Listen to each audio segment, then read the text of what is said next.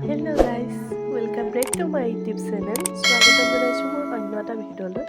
মই এতিয়া বনাব লৈছো আলু পকৰা। চোৱাকচোন কেনেকৈ বনাও।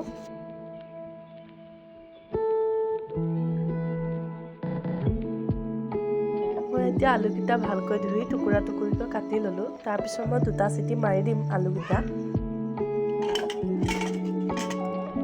তাৰ কাৰণে মই লৈছো এটা পিয়াজ, দুটা জলকীয়া আৰু অকণমান আদা। মোৰ আলুখিনি বইল কৰা হৈ গ'ল। ইয়াত মই এতিয়া দিম জোখ অনুসৰি নিমখ, অকণমান দিম জিৰা গুড়ি আৰু অকণমান দিম হালধি গুড়ি। মই ইয়াত জলকীয়া গুড়ি নিদিওঁ আৰু অকণমান দিছোঁ মিট মছলা।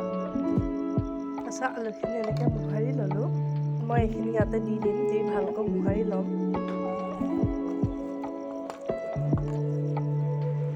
মোৰ এইখিনি পিটিকা হৈ গ'ল।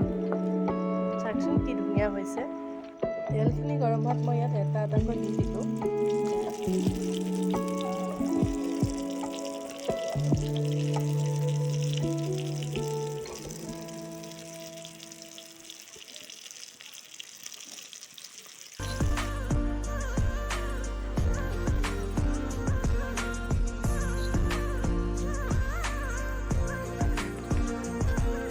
এইফালে মোৰ পকৰি ৰেডি হৈ গ'ল।